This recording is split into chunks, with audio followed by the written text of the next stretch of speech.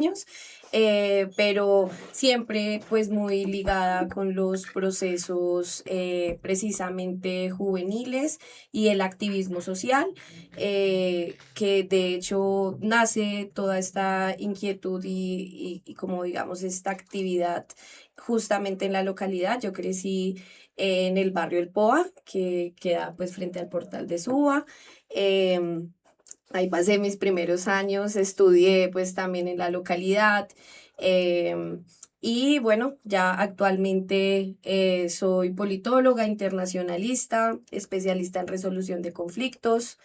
Em, yo creo profundamente en la educación pública.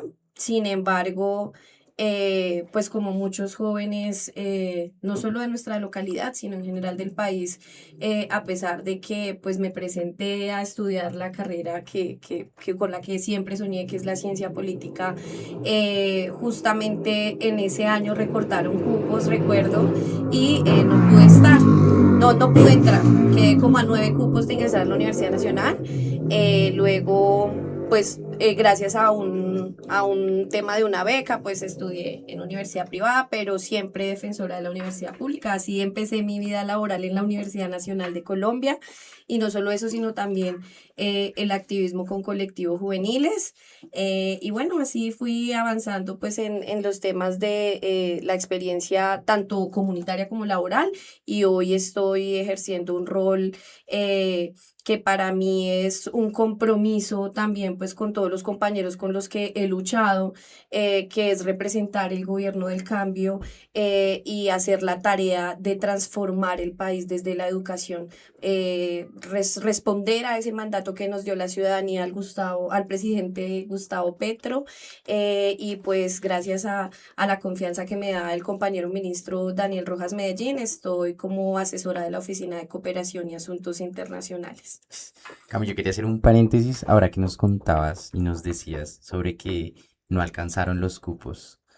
Yo creo que eso es una frustración para todo joven que sueña con estudiar sin, y que muchas veces no tiene la capacidad adquisitiva para lograr pagar una universidad que tenga costos variados, que en su mayoría en estos momentos no bajan de los 6 millones, 5 millones.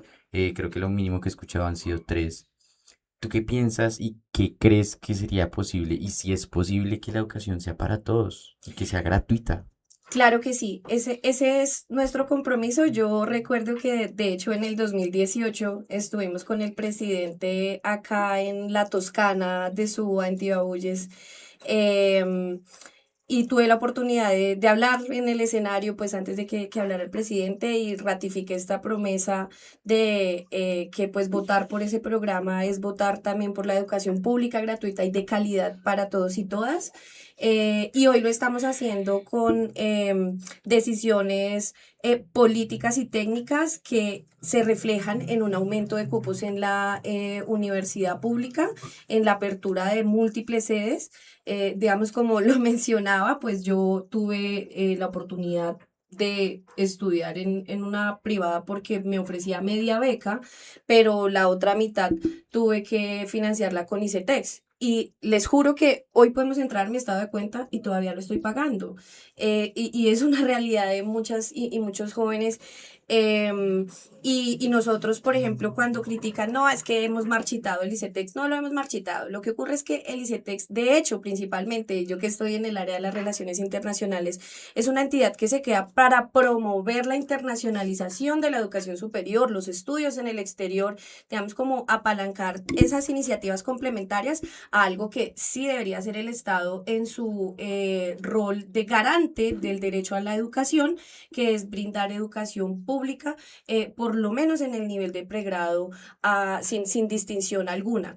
En ese sentido, hemos avanzado en la política de gratuidad. Hoy el 97% de los jóvenes que estudian en la universidad pública, sea esta la nacional, la universidad de Nariño, la de Cesar, paga 0%, cero, o sea, 0 pesos, 0 pesos digamos, gratis. Está, pues, el desarrollo de su actividad académica. La posibilidad pues de hacerse profesional o tecnólogo, de estudiar en estos institutos también técnicos y tecnológicos que pues son amparados bajo la política educativa que pues siendo el rector del Ministerio de Educación Nacional, nosotros promovemos justamente ese acceso. Entonces para cerrar, o más bien para redondear a tu pregunta en concreto, si hemos avanzado en alcanzar esa meta. Sin embargo, eso no es algo que podamos lograr en 2, ni 4, inclusive ni 8 años. Hace muy poco estuve en el lanzamiento del informe de monitoreo global a la educación que lo hace la UNESCO cada año, y este año se centró en cobertura y equidad. Este informe sirve como para monitorear qué tanto estamos avanzando en lograr los objetivos de desarrollo sostenible. El objetivo de desarrollo 4 es el de educación universal para todos y todas, pero los hallazgos del informe pues son tristes y digamos que generan muchos desafíos, no solo para Colombia, sino a nivel global, y nos lleva a replantearnos qué estamos haciendo mal en las políticas educativas. Entonces, parte de eso es que hemos ampliado tal vez sí cupos en las escuelas, en las universidades, pero en los mismos sectores de siempre o en las mismas zonas de siempre. Entonces, quienes están quedando rezagados del sistema educativo son las personas que están en las periferias, que se encuentran en las zonas rurales más dispersas, y por eso pues no estamos alcanzando este objetivo a nivel mundial. Ahora, entonces, hablándolo en Colombia, nuestras políticas, que de hecho también hemos aumentado el presupuesto de la educación. Si en 2022 se invertía 2.3 billones de pesos, hoy estamos invirtiendo 3.6, y es la primera vez en la historia que ese presupuesto es superior al que se destina para la defensa, la seguridad y pues digamos para la guerra, ¿no? Entonces, el Ministerio de Educación en Colombia es el que tiene mayor presupuesto, la cartera que mayor se le destina a presupuesto. Eso demuestra que el presidente en efecto ha estado comprometido con esta promesa, de basar el desarrollo de Colombia y de cada una de las regiones en la cultura, en la educación y en lo que pues a través de estas iniciativas podemos lograr. Entonces, pues vamos avanzando hacia lograrlo, pero sí es posible. Lo que queremos decir es sí se puede tener educación pública gratuita y de calidad. Bueno, yo tengo una pregunta, hablando de la comunidad. ¿Cómo desde la niñez se empieza a construir una identidad social y comunitaria? Bueno, justamente esa es como la tesis que ha basado también nuestro Plan Nacional de Desarrollo, y es una educación para el ser, además del saber, ¿no? Entonces, digamos, nosotros hemos estado amparados por muchos años bajo un paradigma de que la calidad de la educación es cuánto se sacan los chicos del colegio en la prueba saber, o sí, qué tantos estándares bajo esas métricas en matemáticas, en comprensión lectora tiene un colegio, y por supuesto eso es muy importante, y también seguimos trabajando en lo que es fortalecer esas competencias básicas como las matemáticas, la comprensión de lectura y escritura, pero no se ha prestado suficiente atención en la parte del desarrollo socioemocional. Y por eso nosotros estamos buscando cómo saldar esa deuda histórica que pues de hecho es muy visible en las problemáticas sociales que afrontamos pues en la localidad, pero en general, sobre temas como violencia intrafamiliar, dificultades también asociadas a consumo pues de spa o de otro tipo de problemas que realmente tienen su raíz pues en esa falta de gestión emocional, en un principio y en la educación inicial, como tú lo mencionas, de los niños y niñas, pero pues más adelante los jóvenes y pues también quienes serán los adultos y que hoy son los adultos y los padres que están formando a esas nuevas generaciones. En ese sentido, hemos desplegado una apuesta por la educación antirracista, educación intercultural, educación para la construcción de paz. Que busca fortalecer estos valores desde la educación inicial hasta pues la educación media, y tenemos como una estrategia muy chévere que es la formación integral. Entonces, mientras estamos trabajando en proyectos comunes, vamos aprendiendo también de matemáticas, también de las, digamos, de estas competencias básicas, pero basados en reflexiones reales sobre cómo gestionar las emociones, cómo manejar también, por ejemplo, las nuevas tecnologías, los retos que teníamos hace 10 años o hace 20 años, pues no son los retos de hoy. Ustedes, Melanie y Julián, creo que más que nadie lo están viviendo. Creo que de hecho muchas de las presiones que vemos en redes sociales, también pues en las propias dinámicas presenciales de la juventud, pues son novedosas y requieren también pues de una pedagogía que dialogue con los Mira que estudiantes. hablando de eso es importante mencionar, ahora que estoy trabajando con niños, Ujú, se me hace también que debería mirarse, ahora que hablamos de lo emocional, es importante también ver el contexto familiar y social en el que se están moviendo ellos, ¿sí? ¿Por qué? Porque hay una necesidad de comprender qué es lo que viven ellos y por qué se mueven. Porque es verdad que, digamos, con estos muchachos de las radios he aprendido mucho y muchos de ellos han querido aprender conmigo, pero la atención de un joven es muy dispersa. O sea, la atención de un joven no dura más de 20 minutos. Ahora imagínate 40 en un aula. Partiendo desde ese punto, también hay otros contextos y es lo que les gusta, lo que los mueve, lo que los llena. Y el tema de los aparatos y las redes sociales es un tema con el que competimos de forma educativa muy fuerte. Lo que tú decías, hace 10 años los problemas no eran un celular. ¿M? Era el problema de qué le gustaba hacer al joven después del colegio. Ahora el problema es que no salen de un celular. Ahora el problema es que lo que mueven las redes, lo que mueven los medios, lo que mueven las canciones, ¿m? Que me ha pasado demasiado. Tengo un choque con el tema de sus canciones, ¿cierto, Melanie? sí. Pero sin embargo, que es bonito porque se permite esa conversación, llega a mí a causarme ese miedo y ese temor de, bueno, esta nueva carrera por querer educar a los jóvenes del país está siendo cada día más complicada y siento que debemos buscar las herramientas apropiadas para que no nos dejemos ganar. Es la batalla que queremos seguir luchando por los jóvenes y por la educación. Juli. Si me permites Sí, ahí sí, sí. Estamos un en radio, esto complemento. es, esto no es aquí. Ay, gracias, gracias por la flexibilidad del espacio, me encanta porque ahora pues se imaginarán en Sí, estos no, roles burocráticos todo como que tan estructurado. Qué bueno sentirse así en casa nuevamente. Pero mira que con las reflexiones que, por ejemplo, ha mencionado inclusive en televisión pública el presidente, y que nosotros tomando fiel nota de ello, no hay que competir con la tecnología, es decir, no es como estamos compitiendo con los celulares o con las redes, sino al contrario, como a través de estos elementos que son los que hoy captan la atención y que además pueden ser, es como lo usamos, ¿no? Pueden ser esas herramientas que nos permitan avanzar y desarrollar soluciones para las problemáticas del siglo XXI, como el cambio climático, como la soberanía alimentaria, bueno, la pobreza, entre otras.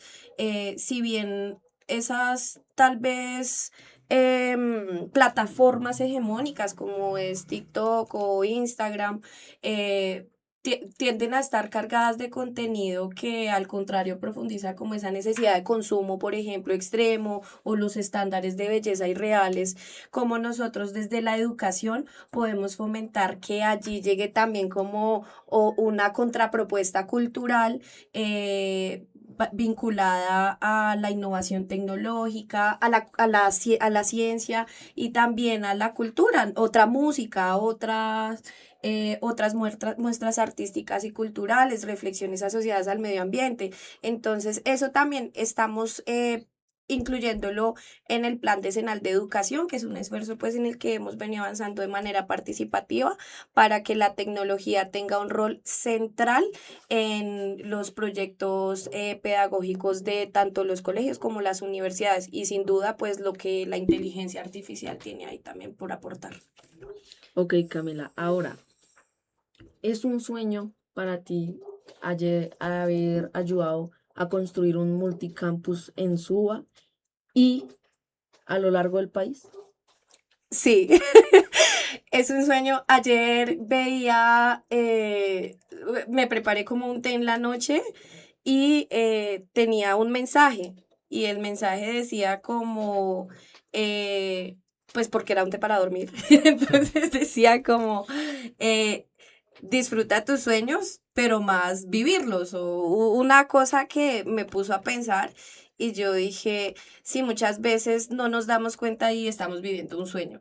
Entonces, de manera personal, ha sido bastante gratificante, pero debo decir que ha sido más un reto y más, digamos, una gran responsabilidad, porque cuando los sueños son colectivos, digamos que asimismo entiende uno que cualquier cosa que o hagamos o dejemos de hacer, pues va a repercutir sobre muchas personas, e incluso no solo quienes estamos y quienes luchamos en esa generación, sino de ustedes y de quienes vienen también más adelante. Entonces, la respuesta sería, claro, un sueño cumplido y que estamos cumpliendo. Incluso ustedes saben que pues el multicampus no es una idea que nació ayer, no es una idea que nació en este gobierno, es algo por lo que luchamos Incluso les muchísimos voy a años. contar algo Claro que sí. muy curioso. Ella es conocida amiga de un gran amigo mío que se llama Olisco. Olisco, si nos estás Claro viendo, que te sí. saludo. Te extraño. Y Olisco, pues, tiene, claro, más años que yo. Y ustedes dos, él me contaba como historias, porque eso es lo bueno de hablar con la gente mayor, que cuentan historias de cómo ha sido ese proceso social aquí en Suba y esa construcción de territorio, además de cómo es esa lucha, o sea, esa lucha constante.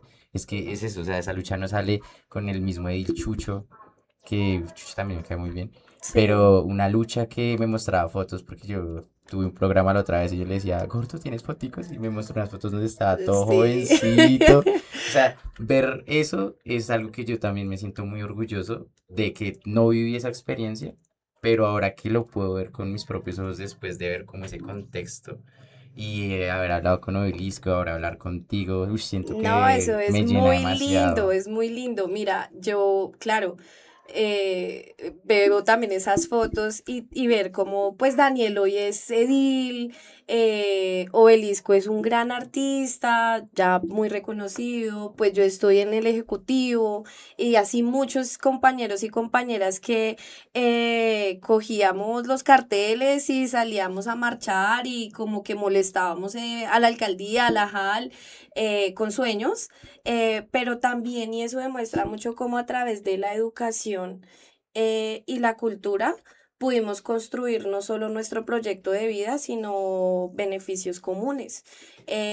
Seguramente los alcances que hubiésemos tenido sin la posibilidad de Chucho de entrar a la Universidad Nacional, sin la oportunidad de que yo también estudiara, que O esté en la pedagógica, pues no tendríamos el impacto que tenemos hoy. Entonces, esto es un reflejo de que soñar puede llegar muy lejos, pero que la educación es esa gran herramienta que puede transformar esos sueños en realidad. Bueno, ya pues aprendimos bastante. Vamos a ir a una pausa. Ya pues al regresar, yo te haré unas preguntas que tengo por ahí y pues continuaremos aprendiendo. Porque este es un espacio para escuchar, para aprender y para decir lo que uno tenga ahí para contar. Entonces, siendo las 12:10, vamos a una pausa musical y ya continuamos con nuestro programa. Esperando por ti, la respuesta simple que me ayude a vivir.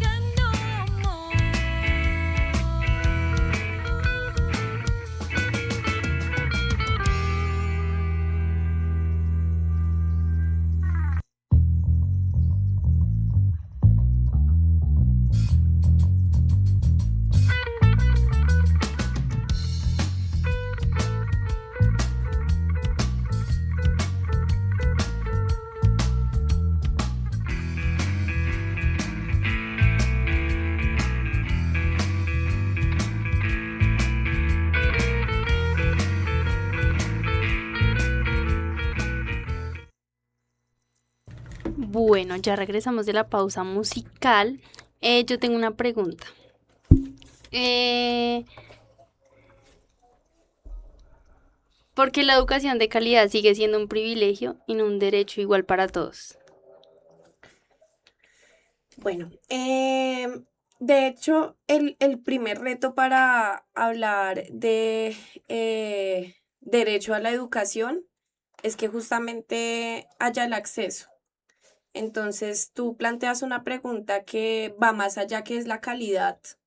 Entonces, yo plantearía la respuesta en dos niveles.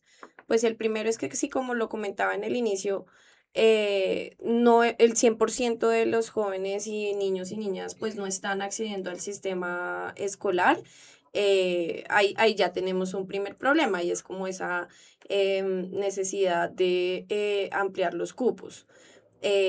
Eso implica, por supuesto, hacer pues infraestructuras, de facilitar también pues que los niños, niñas, jóvenes puedan llegar a esas infraestructuras, dotarlos de profesores.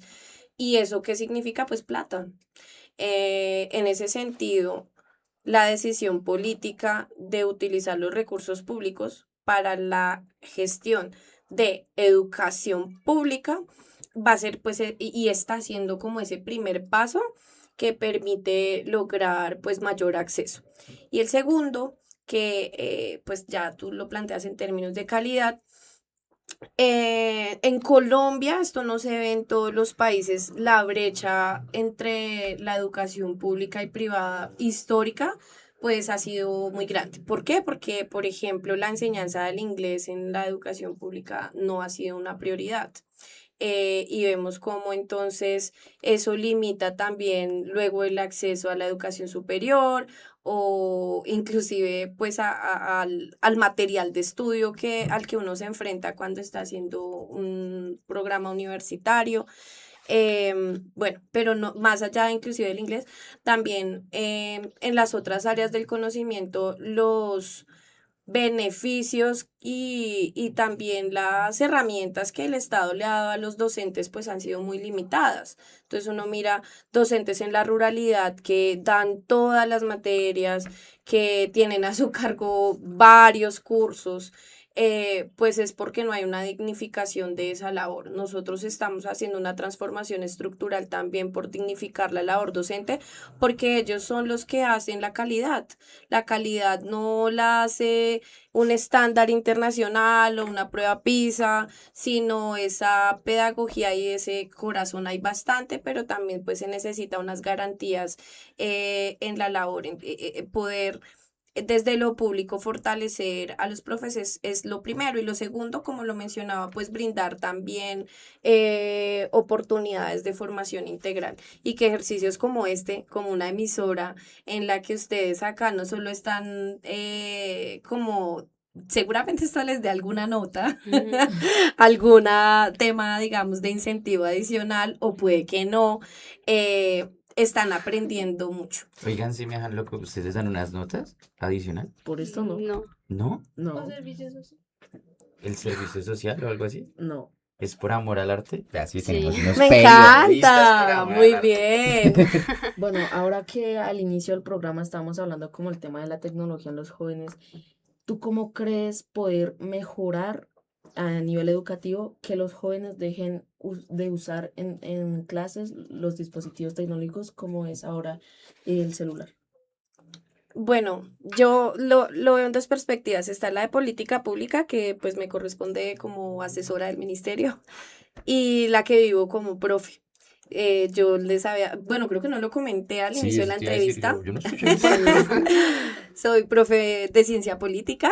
eh, Normalmente doy en los primeros semestres, en segundo, cuarto, entonces pues bueno, son jóvenes que recién salen del colegio y el nivel de atención sí he notado que disminuye cada vez más, sobre todo si sigo metodologías monótonas como estar escribiendo en el tablero o peor aún, de hecho creo que escribir en el tablero me funciona un poco más que pasar diapositiva tras diapositiva porque si yo dejo una diapositiva 10 minutos ahí sí como dice Miguel, compitiendo con un video de TikTok que dura 30 segundos, en el cual llega la información de una manera muy rápida, pues no voy a tener el mismo impacto en ese chico o chica, ¿sí? Entonces, algo que he buscado es cómo combinar metodologías en la que, claro, la parte magistral tiene que estar y también el incentivo a la lectura de un libro, porque es que también he visto que eso cuesta, o sea, hoy en día cuesta más leer un capítulo completo. Pero mira que a mí se me hace muy difícil ser, o sea, te lo juro, mi mamá es profesora. Mi mamá es profesora Sí, de ciencias sociales y ahorita, las pasadas estuve en el curso de Melanie, que Melanie es una de las personas que está pendiente que yo, que sí, o sea, Melanie se sí, saque así, porque yo en su momento también tuve la tendencia, ¿no? Pues yo era de los recocheros del grupo.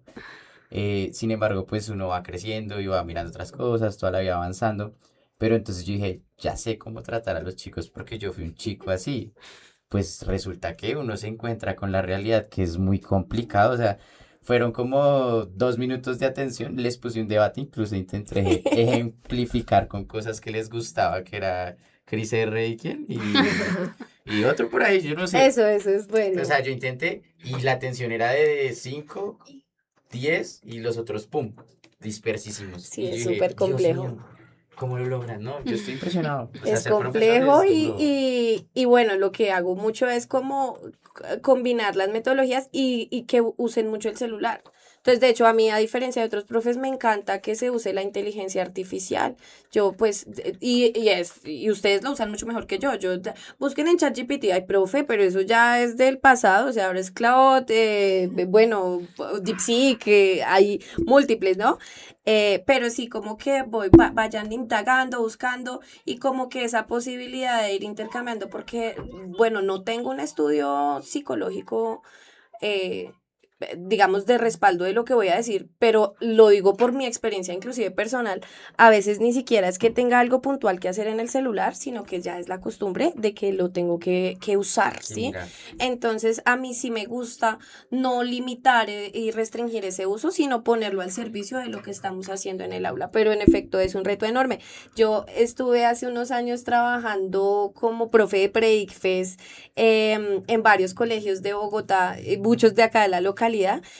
Y uy, yo sí decía como mi hermosa localidad, como siempre, porque uno cuando dicen el pelado más pilo o la pelada más pila, muchas veces también el más rebelde, ¿no? Y el más hablador de clase y todo eso. Y yo decía, ay, mi hermosa localidad con uy, tanta actividad.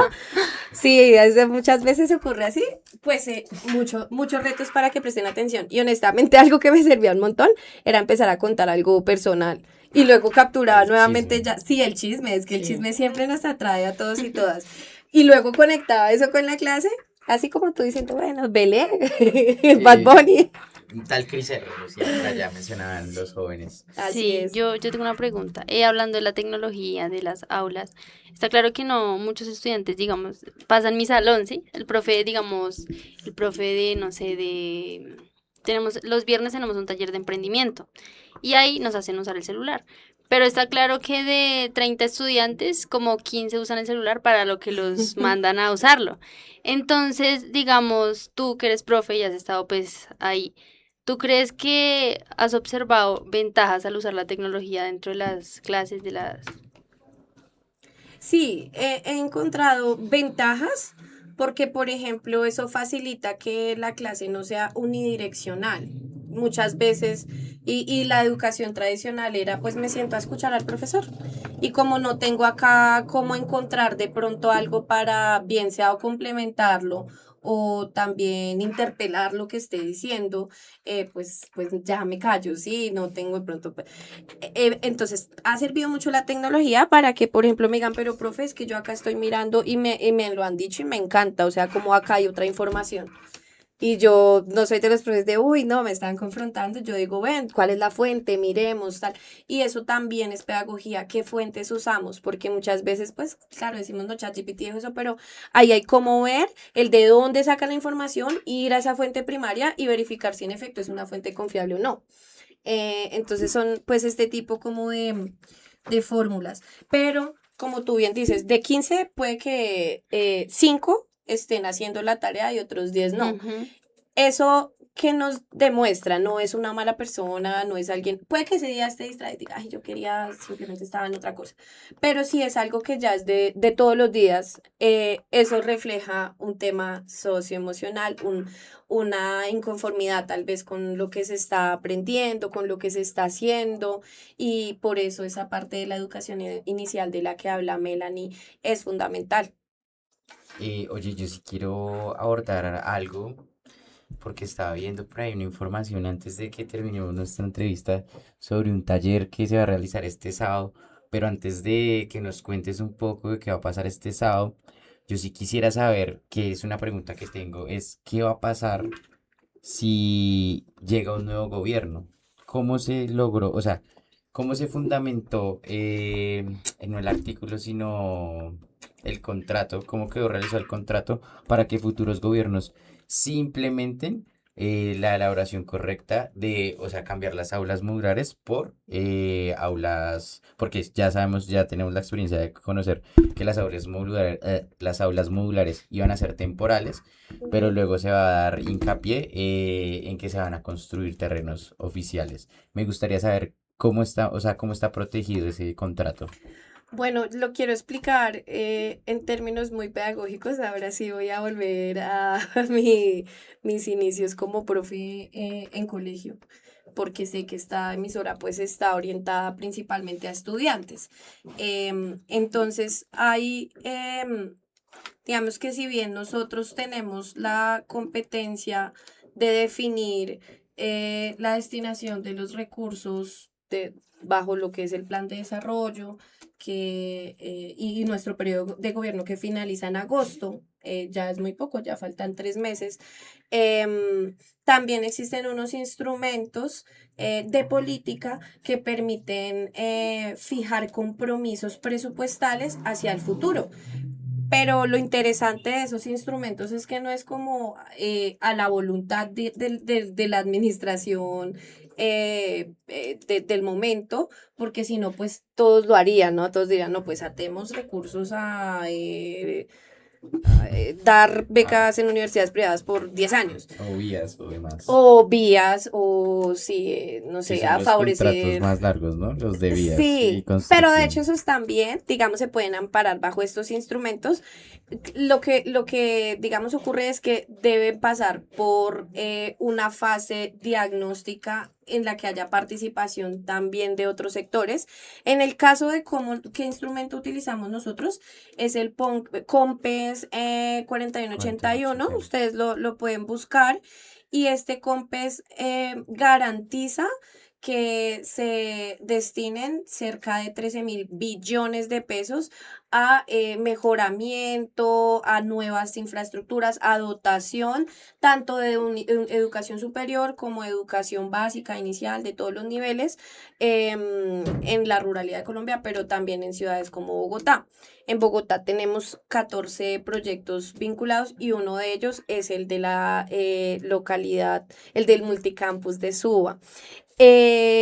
Claro, para que este COMPES tenga un seguro adicional, pues hay que arrancarlos y hay que avanzarlos. Ustedes saben que ya empezó la parte modular, ya va a llegar pues esta fase como transitoria, pero nosotros estamos trabajando, ya tenemos de hecho en el año pasado dejamos contratado unos estructuradores que están haciendo el contrato que se firma apenas levanten la ley de garantías, o sea, en los próximos meses, julio, agosto, para ya dejar iniciada esta segunda fase, la cual va a seguir financiada pues con los recursos del COMPES. Pero también, y es muy importante, ese blindaje que puede dar la ciudadanía, y ustedes ya ven clase de democracia, sociales, constitución política, Sí. Sí, digamos que no sé si han visto el tema de las veedurías ciudadanas, del control social, y cómo estas herramientas efectivamente pues también tienen un impacto en que se asegure estos proyectos que son de ciudad. Y mira que el multicampus, les cuento a ustedes, sobre todo eh, estudiantes, que es un ejemplo de cómo la comunidad organizada puede lograr que la política actúe y que la administración pública se mueva hacia un fin común, más allá de los intereses que tenga un partido o que tenga un actor en particular. Hubo bastantes disputas hace varios años hasta hoy entre algunos sectores que creían que no debía ser necesariamente un multicampus, sino tal vez una sede universitaria o sí, como otras visiones. em, pues o que debía quedar ubicada en otros sectores. De hecho, hace poco definimos en conjunto con la comunidad que tenía que ser en Tibabuyes, porque había propuestas de que fuera en la parte de Suba Oriental. Pero pues la mayoría de los jóvenes y de la comunidad que vive en la Suba Oriental, sin decir que no merezcan educación, han tenido más oportunidades de acceder que los jóvenes de Suba Oriental, perdón, Occidental, exacto, de este lado de Suba. Sí, la Suba Sí, igual es eh, que Suba es bastante grande, ¿no? es También hay muy grande. partes Sí. ¿cómo decías? Es que ahora yo también me confundí. La parte Occidente o occidente es la que queda cerca como de... hacia No, la nuestra, es hacia esta, acá. exacto, Esta parte acá, es en occidente. Tibabuyes. Y es Y donde es la donde... lucha porque la- quedara acá el Exacto. multicampus, porque aquí es donde las oportunidades de acceder a una universidad, a una infraestructura, sí han sido mucho más limitadas.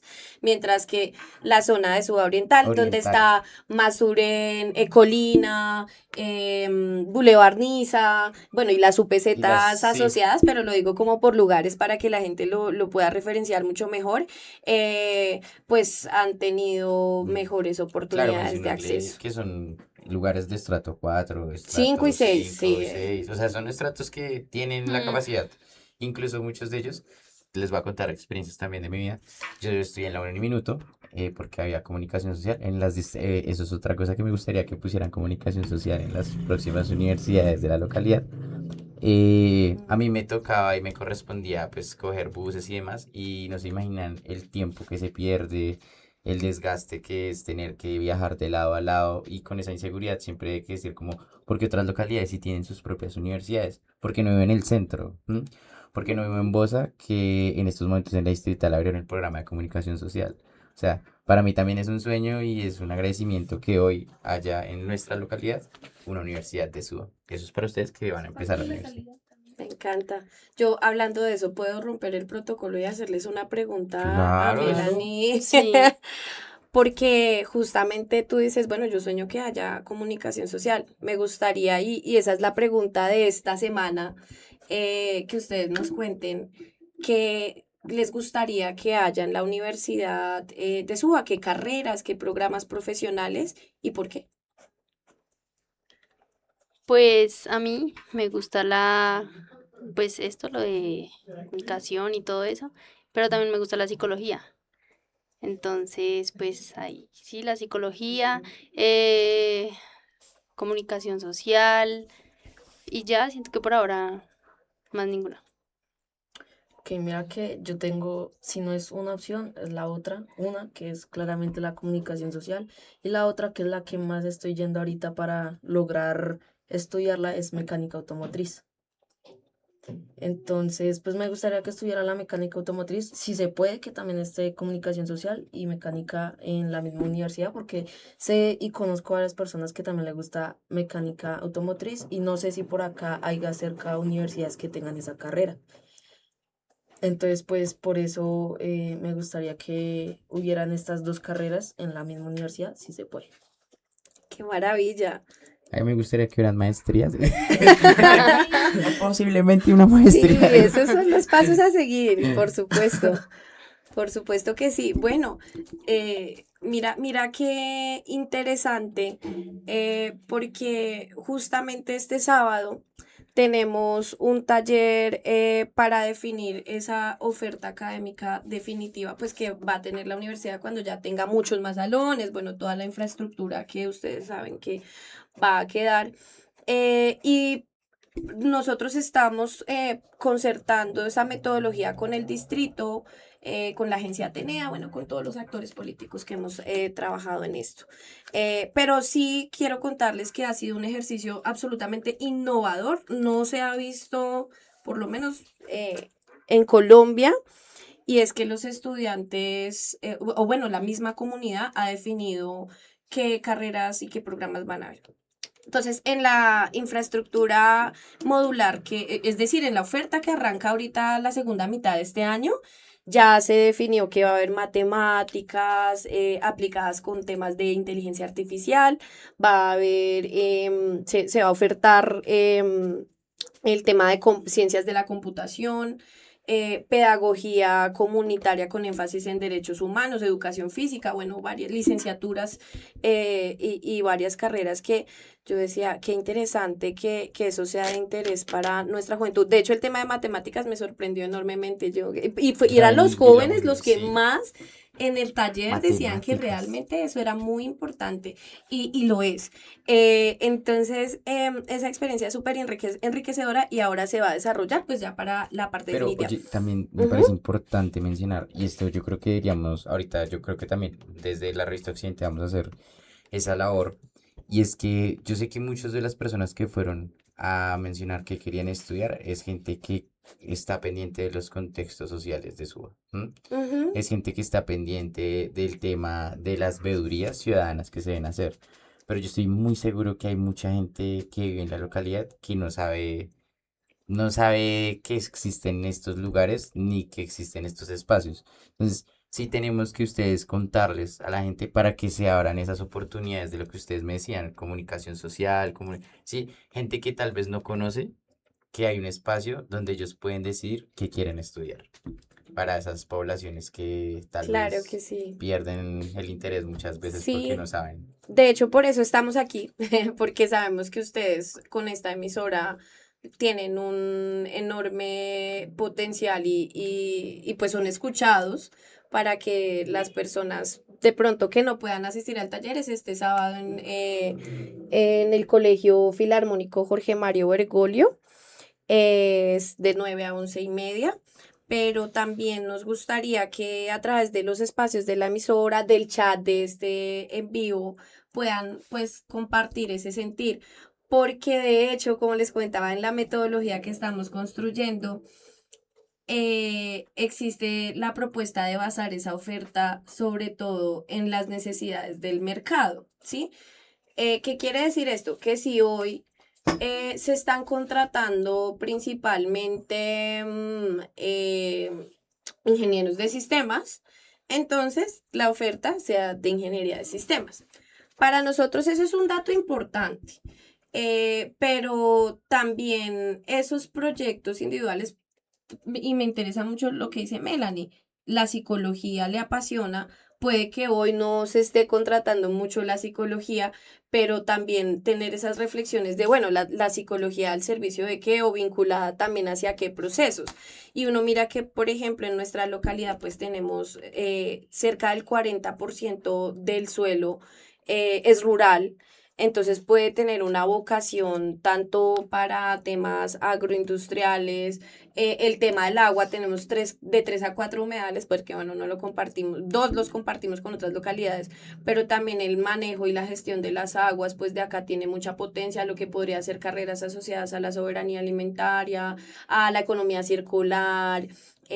Pues vale la pena que miremos más allá del mercado, más allá, aunque teniéndolo en cuenta también, de los sueños personales que hay que tenerlos en cuenta, pues también la vocación del territorio y cómo esto puede ser un potencial súper diferenciador. O sea, yo creo y venía pensando que esta localidad también tiene un potencial hasta internacional muy interesante. Acá la producción de flores o de temas que pueden ir para la exportación, de productos que pueden ir para la exportación es muy grande y el mundo está también pues avanzando como hacia esas dinámicas. Por supuesto, pues primero asegurando también la pervivencia de quienes están aquí, ¿no? Y de todas las comunidades. Bueno, yo sí quiero decirles que me siento muy feliz de escuchar que la inversión a la educación es mayor que a la de otros ministerios, porque siempre he dicho que prefiero un muchacho con un lápiz en su mano que con un arma. Y siendo ya más con esta reflexión, no sé, yo creo que es momento de terminar nuestro programa. ¿Algo más que nos quieras comentar, Camila, de este sábado? ¿Algo que quieras mencionar? mis amigos que andan como muy callados, ¿qué pasa? ¿Qué Sí, pasa? Los yo noto justo te iba a decir tristones. eso. Inclusive me gustaría más pues de toda esta conversación que ustedes nos cuenten, no solo pues qué les queda, sino también qué esperan, porque yo estoy aquí, estaría en la tarde, hoy en la tarde se va a definir cómo, pues más que definir realmente, y en esto nosotros tenemos que ser muy responsables. Vamos a escuchar y en la mesa de concertación local, que es una mesa que se ha construido con los ediles, yo quiero aprovechar el espacio para agradecer a la Junta Administradora Local, a los concejales de Bogotá también, porque han estado muy pendientes de que salga este proyecto de la universidad y de que el distrito y la nación nos pongamos de acuerdo para ello. Em, Nace una mesa de concertación local en la que se están definiendo todos estos temas. Y uno de ellos es la gobernanza universitaria y cómo, que gobernanza universitaria es básicamente quiénes son los representantes en los consejos directivos, cómo definen que se gestionen los recursos, los planes de bienestar también cuando ya esté la universidad, es decir, si va a haber oferta de deportes, de artes, también, bueno, de salud mental, entre otros programas que son necesarios, temas de atención a violencias basadas en género. Vamos a tener en este espacio, bueno, en esta mesa de concertación local, quiero decir, hemos construido una dinámica en la que todos participan, ¿sí? Al final, pues la definición también estará enmarcada en la ley, en las competencias que pues nos permite hacer la institucionalidad, pero es escuchar, es fundamental. Entonces yo quería pues escuchar también las expectativas de ustedes como estudiantes.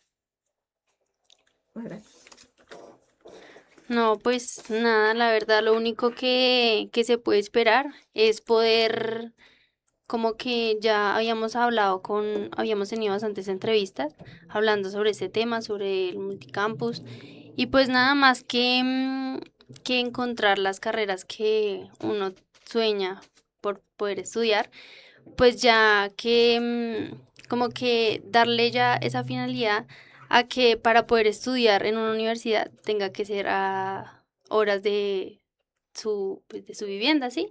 Y que también hay personas pues, o sea, siento que la educación gratuita es súper excelente porque hay personas que incluso es comer o estudiar. Entonces, pues siento que este multicampus y pues diversas universidades pues gratuitas brindan a pesar de mucho más allá de las carreras que puedan ofrecer, ofrecen una educación gratuita y que no sea como que lo que pues, te comento, o sea, que no sea o comer o estudiar. Ujú. Excelente. Bueno, algo que espero encontrar, obviamente, la carrera que yo necesito, como lo primordial. Y nada, lo que dice Melanie, encontrar que este espacio sea totalmente gratuito, tanto como para jóvenes, como personas que como que no llegaron a complementar este espacio, porque todavía se puede, ¿hasta qué edad se puede estudiar en Colombia? Bueno, que... mira, eso es algo que hicimos en este gobierno. La política de gratuidad tenía un límite de edad y nosotros eliminamos ese límite. Cualquier persona, independiente de su edad, su nacionalidad, todo puede estudiar. Yo le iba a decir así, sin tanto eso, pero sí. Sin propaganda, Sin dirás. Un poquito más Sí. resumido. Pero sí, pero a mí también me gustaría saber, ustedes cómo se sueñan en la universidad. Es importante que nos comenten, o sea, porque sí me parece curioso ver, Juli, cómo se imagina la universidad. O sea, ¿qué te gustaría ver de una universidad? Ver de una universidad que sea grande, primordial, que sea grande y que la calidad, lo que decíamos ahorita, que la calidad sea buena, relativamente. Es como lo primordial que veo en una universidad. ¿Y para ti qué es que sea buena? A nivel de calidad, Ujú. que apoyen a los chicos, digamos, ahorita que estábamos tocando el tema de el tema socioemocional, que Ujú. apoyen a los jóvenes que tengan complicaciones eh, en su vida mental o social. Sí, porque digamos, ese tema socioemocional es un tema que casi no se habla, no se trata, o sea, es como que es algo ajeno a las personas. Entonces, digamos, puede pasar en el salón de clase que alguien llega pues no llega de ánimos, entonces todo el mundo es como que, pero póngase en disposición, o sea, entonces siento que son temas que son ajenos a la sociedad, siento que no hay mucha empatía, o sea, no le dan la importancia que merece a este tema. Entonces siento que eso es algo fundamental y por eso me gusta la psicología, porque siento que es algo fundamental que ahorita con la tecnología, que es un factor súper que influye demasiado, pues siento que tenemos que avanzar hacia eso y a eso nos comprometemos, a impulsar que estos sueños que ustedes tienen y todos los jóvenes de la localidad se puedan lograr en el multicampus. Sí, exacto. bueno, muchísimas gracias por habernos acompañado, por habernos compartido todo esto, pues por compartirnos de tu tiempo. Y pues nada, siendo las 2:44, finalizamos nuestro programa radial. Muchísimas gracias y pues Recuerden, este sábado tenemos un taller para que sepan qué quieren estudiar. ujú. Gracias a Gracias. todos. Esto Gracias. fue Al Día con la Política.